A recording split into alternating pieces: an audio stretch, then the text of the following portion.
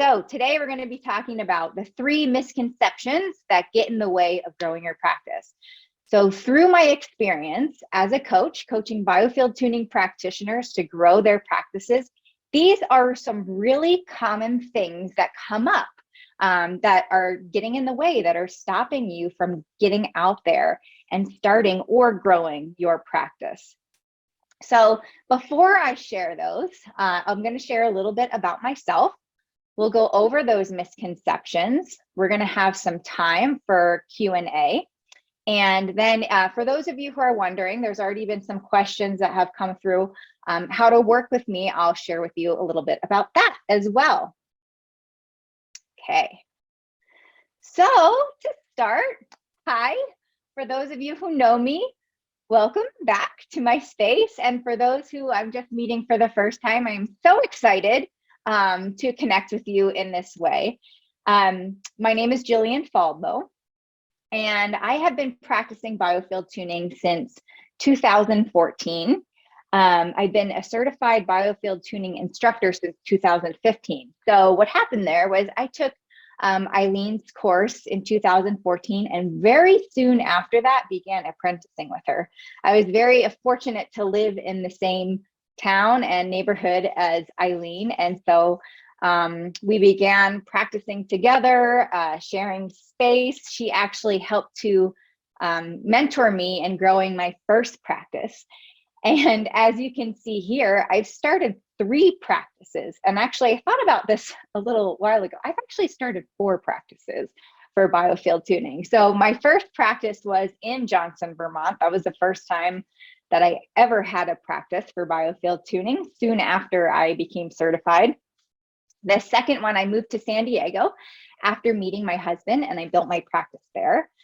And then I took a break from my practice and I went all in to be the director of training for the biofield tuning organization, working to get those virtual classes up and running. So I took a hold on that practice, and then I rebuilt once those classes launched. And now I'm in Sisters, Oregon, and I'm building a practice here as well. But the biofield tuning practice is more of a side gig. My main gig right now is being a life coach and business coach for certified biofield tuning practitioners. I've been doing that for about 2 years, but I've been running my program called Grow a Thriving Practice for 1 year. And I'm having so much fun doing that, just connecting with tuners in a different way and helping them realize their dreams and their visions. It's so much fun. I'm also a wife, a stepmom, a dog mom, a cat mom, and a lizard mom. So I have a lot of responsibility with that. And what I love about having my own practice, whether it's biofield tuning or coaching, is that I get to create my own schedule. I get to decide how much money I'd like to make. I get to decide, when I take my lunch break and when I do this and when I do that. And I have so much time for the things that I love, like free time, being outside, and working out. Okay, that was not intentionally a plug for biofield tuning, but how fun was that? All right, here we go. So first misconception: having a practice, a thriving practice, means that you're working nonstop, or some version of this, right? Some of the other things that I've heard are, I don't know if I'm going to have enough energy for it, or I'm afraid of the responsibility of having a thriving practice. And I love this misconception because, especially for those who are leaving the world or thinking about leaving the world of working Monday through Friday, 9 to 5, working for somebody else, they're working 40 hours a week. This is kind of like a brain, what's the word I'm looking for? A mind bender, right? Because we're so associated to one world, right? Of working these hours and having all this responsibility that our brains can't even comprehend that we actually get to design this career by ourselves. We get to design when we're going to work, how we're going to work, who we're going to work for, who our clients are going to be, how much we're going to charge, right? So the truth is, you get to decide all of it. You have complete control. And I hear a lot of clients talk about, they want more balance and they want more freedom. So what does that even mean to you? What does more balance look like? What do you want it to look like? What does more freedom look like? What do you want it to look like? So the truth is here that you get to work as much or as little as you'd like. You also get to define the terms thriving, successful, growing. I actually had a client last year, she totally redefined the word success. It was so powerful for her because she was defining success by a monetary value and working so many hours. And eventually what she decided was success to her means basically living the life that she loves. Okay, so let's move on to misconception number 2. This is a big one, and it's some version of this, that you need a website. And the truth is, I know several practitioners, very successful practitioners with busy practices that don't have a website. This also goes for social media too. I know many practitioners that don't have a social media and they're doing great with their practice. Now, this is what I see a lot. I see the website being an obstacle sometimes to you moving forward. And this is why I brought this up. This is why this is so important, because there's this thought that when I have the website, then I'll launch my practice. When I have the website, then people will start coming to me. This is a trick. Your website, if you have one, is simply a tool. It's not a necessity. And so this is what in the program that I have working with clients, we often save the website for the last because there's so much work to do before the website. And it's a lot of inner work. It's a lot of embodying your role, your identity as a biofield tuning practitioner, really developing the belief in yourself as a practitioner, the belief in the process, and the belief in your clients as well. Okay. When you do have a website, you have, just because you have the website doesn't mean that people are going to start all of a sudden coming in, right? You have to get the website into people's hands. And so that's where the organic marketing comes in. And what I mean by that is owning who you are, telling people what you do, and making offers to help them. You do not need a website to do that. All right. So your greatest asset is your voice. And this is where we're actually going to jump into misconception number 3. Okay. Awesome. Ginger, these are 100% right on. Thank you, Ginger. Yes. Misconception number 3. You have to educate people on how biofield tuning works. And the truth is, you do know how to talk about your work. You just need a little access. You just need help accessing your own wisdom and your own voice to do this. Also, when you're first encountering people, you do not need to educate them on how biofield tuning works. What people want to know is how it can help them. What are they going to get from it? And then, they come into your office, you do that first session, and there's a time to educate. And they're already open. They've made it to your space. Now, I've had the question come up before, what do I do with skeptics when they come in for sessions? Healthy skepticism is great, right? The fact that they have walked in your door, they have decided to invest their time and their money into a session shows you that there is some openness. And so when you start to acknowledge that, right, there's an opening there. And our job is certainly not to convince, right? When we get into that convincing energy, when we're trying to convince others that this works, it just doesn't feel good on the inside, right? It can feel really graspy and needy. And so what we want to get to is really believing in the work and believing in it so hard that we show up with a sense of curiosity with the client. We're okay with saying, I'm not really sure how this works. And, it's just really being researched. But what I do know is that it's helped me and it's helped countless others. And so I really want to invite you to be open and curious with this experience. Notice what it does for you.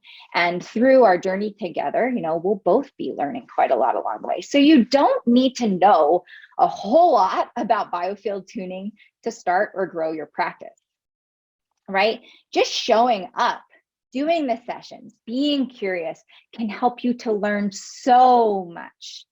Imagine that if this is one of the things that is getting in the way of growing your practice, notice how you start to maybe hide and you're not offering as much help and you're not showing up. And so the result of that is that you're ultimately not really learning as much as you could be if you were okay with not knowing it all and showing up anyway. All right, so here's the truth to display here. The truth is you don't have to sell people on how it works. People want to know how it can help them.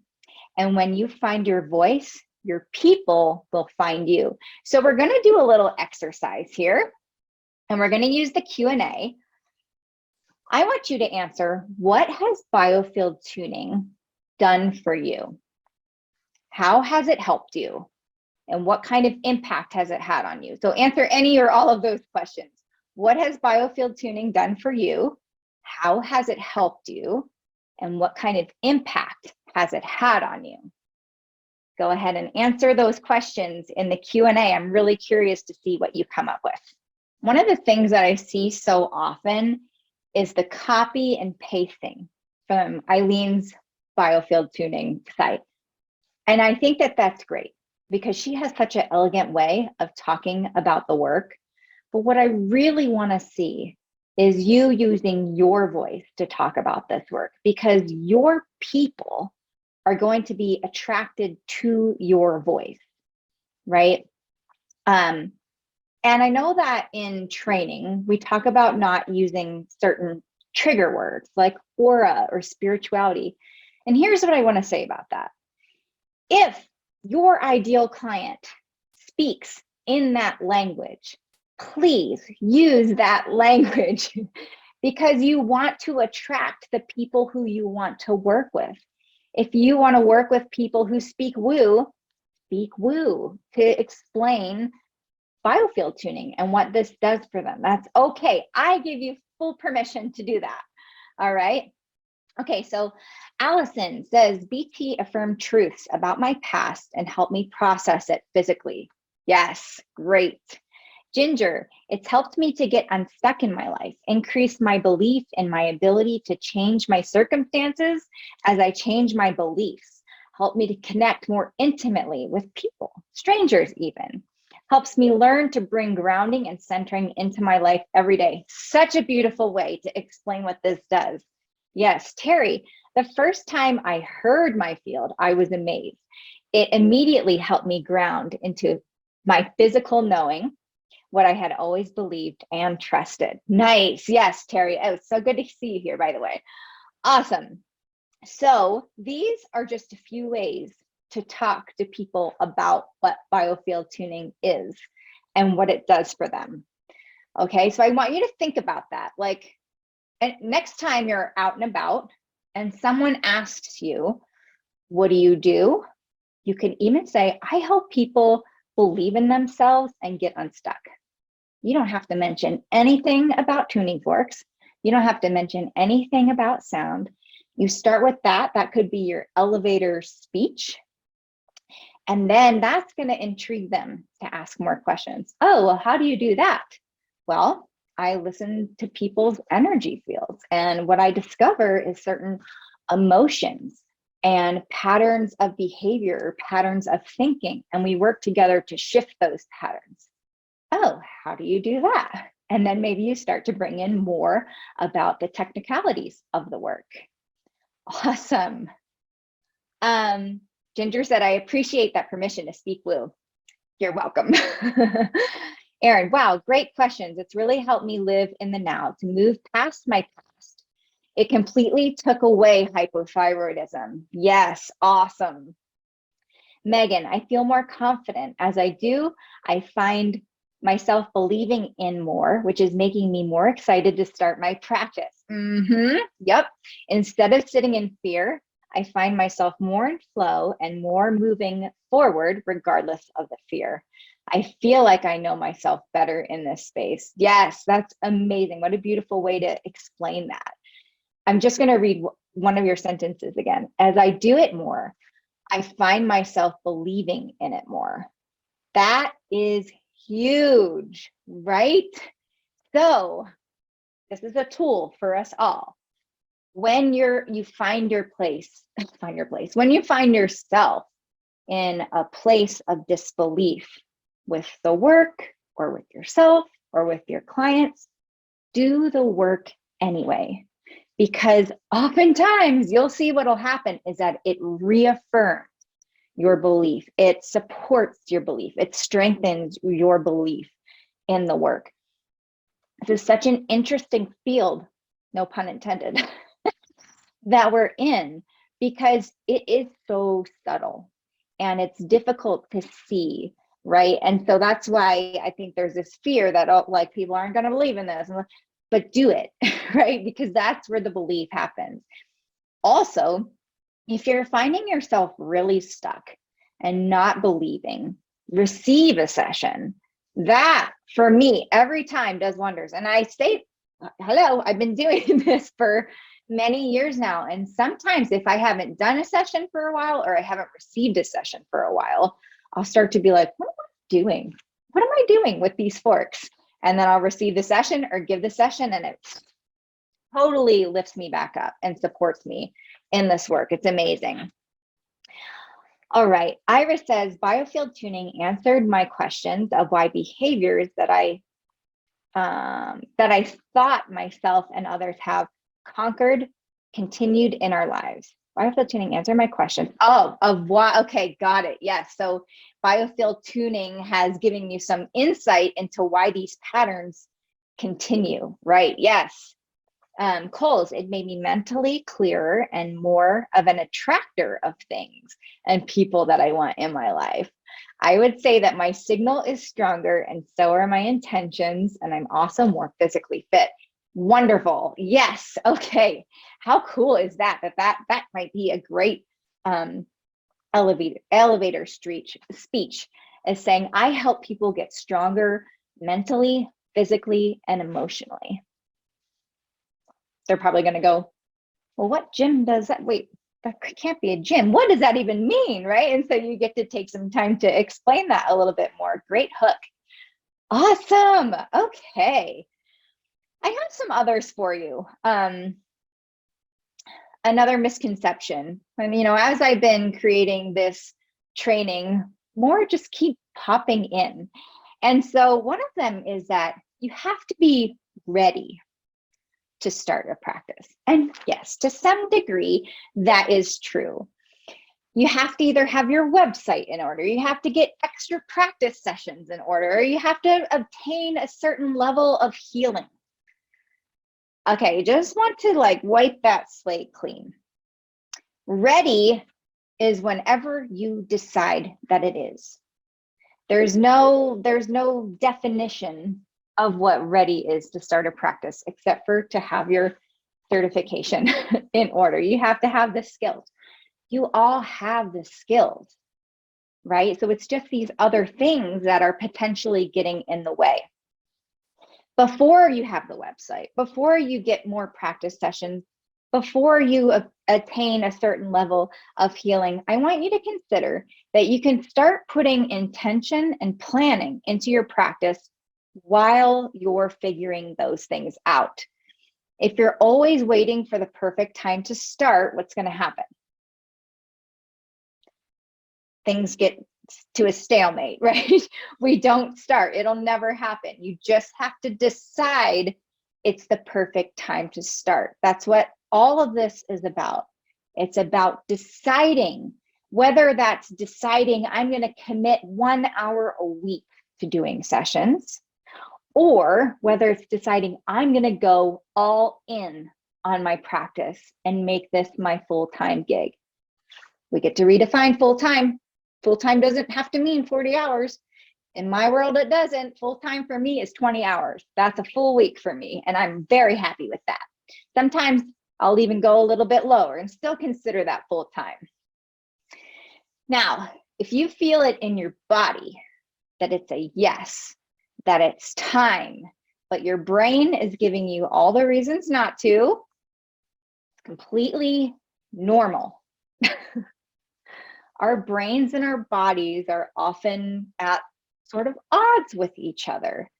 Our brains, especially the primitive part of our brain that keeps us alive, that's kind of looking for ways to stay safe and be comfortable, it's trying to do exactly that by looking for problems, by asking the questions like, what if?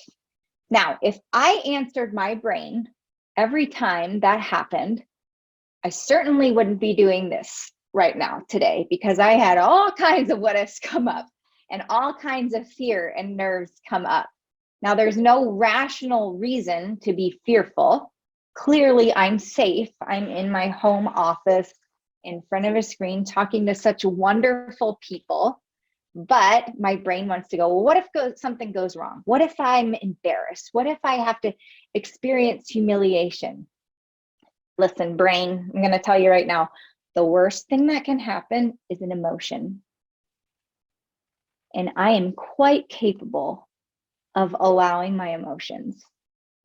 We all are. And that's what we're in this work to do, is to not only learn how to manage and navigate and allow our own emotions, but to also help others with that as well.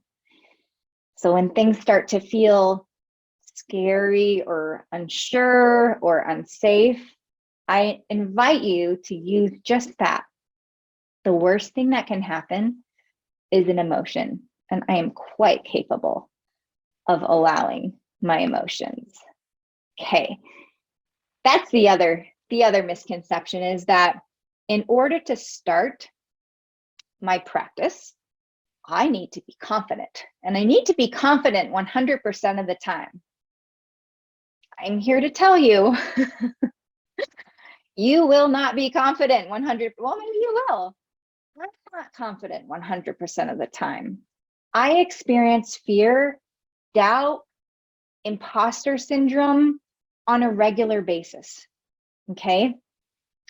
The confidence will come from doing the thing. That is how we gain confidence, is we do the thing and we go, oh, I just did that. I'm capable of trying and failing, right? I'm capable of trying and succeeding. Now, self-confidence, that's something that we can develop internally. Self-confidence is generated when we believe we're capable. When we believe we're capable of trying and failing and trying and failing and trying and failing and again. There's a phrase that I just love. Success is made upon a pile of failures. I think it goes something like that. And I just love that, because I think it gives us that permission to fail our way forward. And I have gotten used to accepting the word fail as part of my vocabulary so that I'm not afraid of it. I don't want to be afraid of failure, because if I'm afraid of failure, I'm probably just going to sit on my couch and eat cookies and watch Netflix. I've been watching American Idol lately. It's really good. All right. Now, there's a lot to unpack when going through the motions of building your practice and putting yourself out there. And so just know that you have the support to do that. You have a whole entire community of practitioners. You have practitioners that were and students that were in your foundations class and in your practitioner training. There's a whole Facebook community, and I'm here for you as well. So know that you're not alone and you have the support to help you. All right, so let's go to question and answer. Ask me anything. Go ahead and put it in the Q&A. Let's see. Finding a space to work in. So Megan was asking about, how do I find a space to work in? Right? I just recently did this. And so I can share with you that the again, most powerful tool is your voice. Tell people that you are looking for an office. The more people you tell, the more people's heads it's going to be in the back of. And so when something pops up that they see, they're going to think of you and go, oh, I've got an office for you. I do this with everything. I share my goals and my visions with as many people as I can, and not in a way to like boast, but of course it comes up naturally in conversation, but I never want to keep those to myself, because then I'm the only one holding that intention. And I would love more people to share my vision with me. And I believe that I can get help from others. So what happened in town here in Sisters is I was looking for an office for a few months, and I wasn't finding anything that really suited me. And I was starting to tell people, I'm looking for an office. I'm looking for an office. This is what I do. I'm looking for an office. And one of my new friends and neighbors sent me a message one day of a posting that was on Facebook. I hopped on it right away and got the most beautiful office space. And I wish I could share it with you right now, but Matt is in that office teaching a biofield tuning class. But you'll see it eventually. But it is gorgeous. Now, here's the other thing that I want to mention about this, because someone asked about how to find an office or space to rent where forks won't be too loud.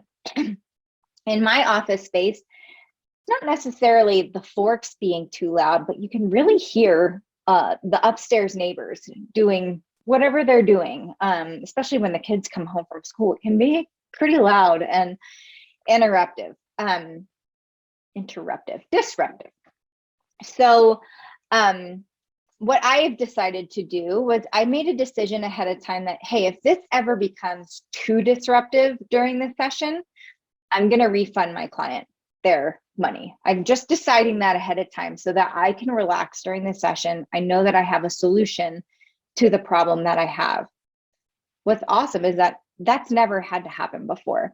And when there has been some noise, it's just been a little bit. And so I've integrated those sounds into the sessions. It's interesting. And sometimes those sounds, you've probably noticed this yourself, is that these sounds will, or the noise outside will occur during a certain point in the session. And it's just so synchronistic, of course, right? Like you hit alarm in the field and all of a sudden there's sirens going off outside. So that's become an interesting occurrence during my sessions in that office. Let me see if there's any questions. Okay, Aurelia, am I saying that right? Or I'm going to slow down. Aurelia, and just let me know if I'm pronouncing that right. And I'm sorry if I'm not. How to find clients? Yes. How to find clients is just to start telling people what you do. Start sharing how this work can help them. That is the first and foremost. You will be surprised when you start sharing more, how much interest you get. This kind of work is so needed right now. And people are looking for it, and they don't even really know that they're looking for it until they meet you, until they hear you explain how it can help them, until they meet you and go, you got something on here about you, right? I want a little bit about what you have. So start there, start sharing and making offers to help them. You can even say, if you're finding that they are interested in what you're saying, is why don't you come in for a demo session? I can do a 30-minute chair session with you. You can start to get to know the forks and see what it's like. And we'll go from there, right? Another thing you can do is if you're working online and working with distance clients, offering a 30-minute phone consult just to see where their needs are. So say you're talking to people online or you're talking to someone at a distance, I can offer you a free 30-minute phone consult and talk to you a little bit more about it, see what your goals are, and offer you a free maybe Earth Star, Sun Star adjustment. You probably wouldn't say Earth Star, Sun Star adjustment because they don't know what that means yet, but offer you a free adjustment over the phone. And these are mini, right? These are little samples of the work. Okay, Ginger says, so true about using our voice. I told a veterinary client about being a tuner, and she asked me to tune a group at the assisted living center where she manages and tune her to help her dog's anxiety. That's really the only form of marketing that really feels good to me right now. Word of mouth. Yes. Awesome. I love that, Ginger. That's such a testament of using your voice. And I want to talk about that too. The form of marketing that you use, we want that to feel good for you. We want that to feel aligned for you. And so I'm working with some clients right now who are like, I don't want to do social media. And I'm like, you don't have to do social media. If you don't want to do it, you're probably not going to do it. And it's going to feel gross, and you won't be putting the word out there. So we're getting really creative with their marketing strategy and having a lot of fun. One of my clients right now is organizing monthly workshops where she's going to invite people for free for a workshop where she gets to show up as the leader, and she's going to give a demo, and she's going to let them walk away with some tools and resources that they can use. And they're going to start associating her with health and with wellness. And when a problem comes up for them, they're going to think of her and reach out to her.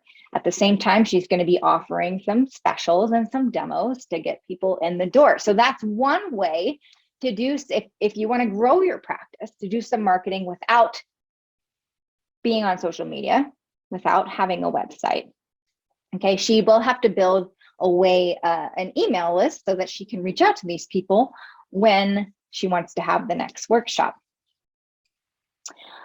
Allison, my question was more about finding an office where the forks don't interfere with other offices. Okay, so yes, so I have an answer for this as well, because in my office in Johnson, Vermont, I was sharing space with other practitioners.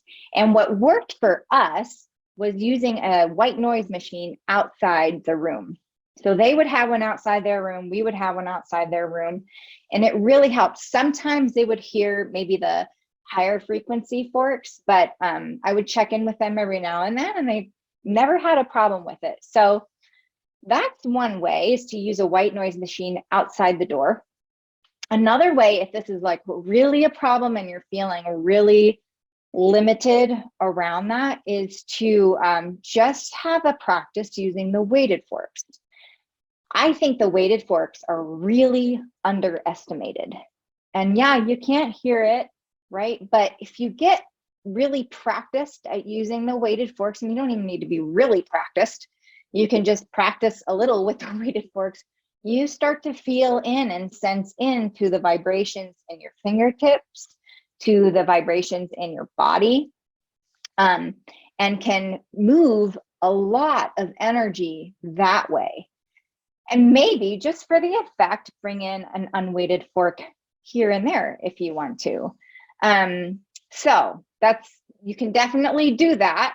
Don't let the sounds of the forks be an obstacle to starting your practice. Weighted forks are so powerful. And while it's nice to hear the unweighted forks, we've got other tools in our toolbox. Okay, if there's any more questions, go ahead and type them in, and I'm gonna go keep moving through. So Melanie asks how to get repeat business without being pushy. Clients who have had a wonderful session and even given an awesome review to rebook. So Melanie is asking about, and this is something that I worked on with a client last year who was struggling with this. She was like, I want them to come back, but I don't want to be pushy. I don't want to seem like needy. I totally get that. 100%. We don't want to be pushy. We don't want to be feeling needy. We don't want that to be coming or that to be the space that we're coming from. So here's what I recommend. Decide ahead of time what your recommendations are, generally. So what this means is when you think of the highest benefit of your clients, is that receiving 1 session? Is that receiving 2 sessions? Is that receiving 3 sessions? And why, right? So the way that I think about it is I believe my clients are going to receive the highest benefit if they commit to 3 sessions. And here's why.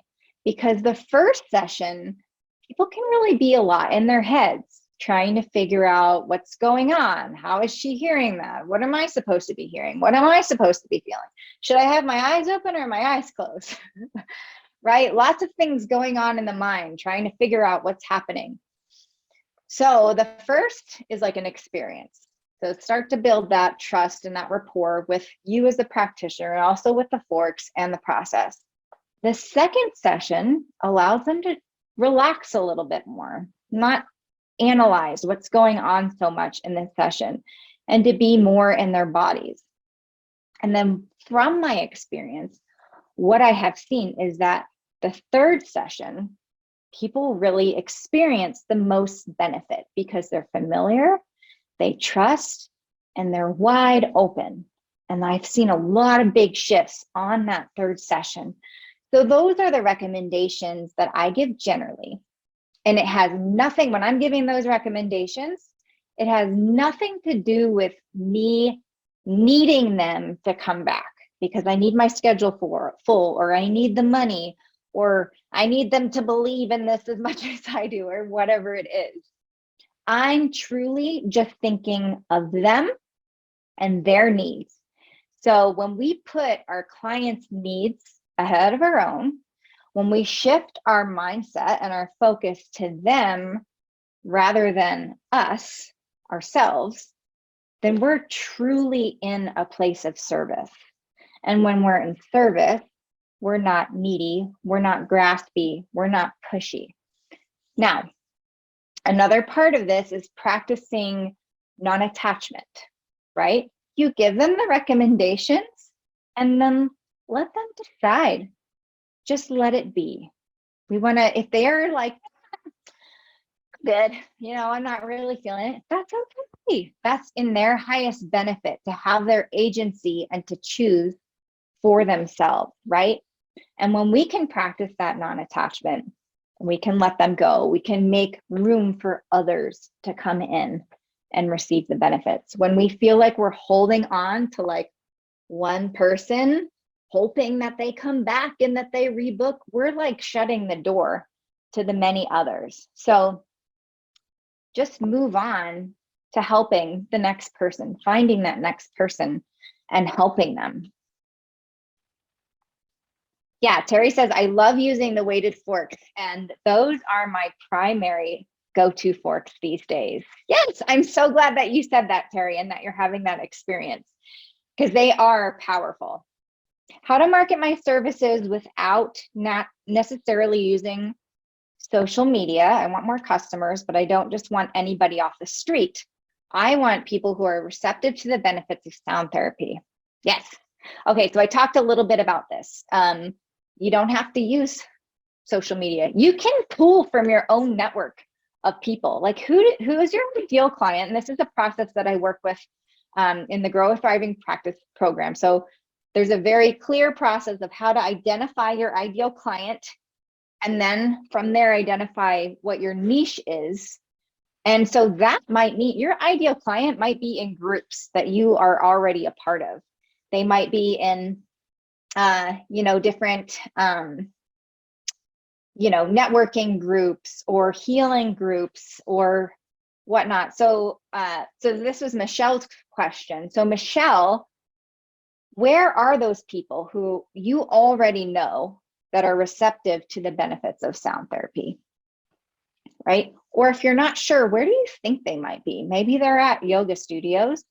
Maybe they are at a certain coffee shop in town.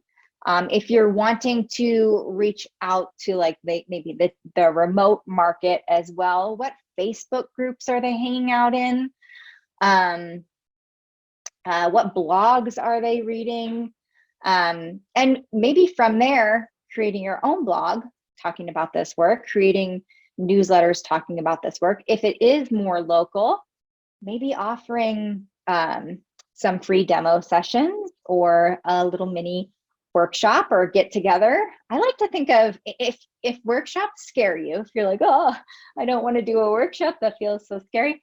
Think about it as offering a space for like-minded people to connect, right? And you just get to facilitate that connection. You can start there, offer some, have a little sharing circle, share the forks, pass around the sonic slider, get people using it, talk about the benefits, right? And so there may be a little bit of education on it, but if you maybe shift the focus to like, I want like-minded people to connect, that might take a little bit of the pressure off. All right.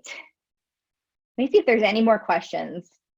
Yeah, so another question was, pricing when there are no other tuners in your area.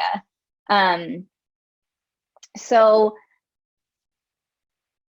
we usually say price yourself to what a great massage would be. That's kind of our general rule of thumb. Now, here's another thought that I have. If you're wanting to grow your practice and you're wanting to get people in the door, price yourself where you feel comfortable, right? Where you feel like, maybe like, here's my price, and maybe it's lower than a massage, but these clients, they're getting a steal. And I feel really good about this offer and this price, because that is the energy that you want to embody when you're telling people what your price is. You're like, yeah, like this is a no-brainer. That energy, it's not the price, it's the energy that's going to get more people in the door. If you price yourself what a massage is and you're like, oh, I don't know, that's the energy that you don't want, right? Because that energy is going to keep people from signing up and coming on in. So I hope that's helpful. And then someone asked a question about building a website. And I've got, there's great resources for that. But I would say dial in your belief, dial in your message, find your voice first, and then create the website. You can do it in another order if you want. The reason why I say this is because we can spend so much time and money on building a website and we don't feel good about it. And again, it's that energy. We want to feel good. We want to feel like the message is out there. So I was recently working with a practitioner, Penny Murray. Some of you probably know her. And we did a lot of work on the copy of that website. And she felt so good about it when the website was done that she had a launch party. And it was so much fun. And it was so fun to see her celebrate the success of that website. And anyway, I could go on and on about Penny. She is amazing. But that's what I would say, because you can invest a lot of money into a website and not feel good about it. And you don't want to be in that kind of energy. Now, if you just want like a landing page or something to direct people to, there's different options like Wix. I think you can do free websites, but you have to buy the domain. That's Wix. Canva is another simple, easy way to do a website. That's canva.com. I love Canva because you can design anything on there very easily. It's very user friendly. You can do business cards, brochures, postcards, flyers, and you can just, you say you make the website or you make a business card, and you can just copy that design onto another template and keep using that same design. So you've got this brand now. It's really great. And my brother-in-law, John Faldmo, he owns Profitable Wellness, and he helps biofield tuning practitioners and other health and wellness practitioners with their websites. And he does an amazing job. He did my website. He did Penny Murray's website. So he's at profitablewellness.com. All right. Ginger, I found that just being vulnerable with people, I don't necessarily expect to want tuning. Sorry. Let me read this again. I have found that just being vulnerable with people I don't necessarily expect to want tuning helps get the word out. I offered a group tuning to a group of other veterinarians that I meet with monthly online. Oh my gosh, that's amazing. Many of them were excited, and I plan to set that up soon. I thought they'd all think I was crazy for doing energy work, but they want to receive. This may lead to individual sessions. Awesome. That is so good to hear. And that's kind of been my experience too, Ginger, is that someone will ask what I do, and I'll have this preconceived idea in my head that like, oh, they won't really care. And I start talking about it. They're asking more questions, and they're like, well, how do I book with you? I'm like, what, really? So I think we're finding that more and more that people are being open to it because they're seeing how our emotional health plays a key role in our overall health. And it's been such a missing piece of the puzzle for such a long time. And people are really waking up to that. So that is awesome. Okay. I am going to share with you now how to work with me if you're interested in that. So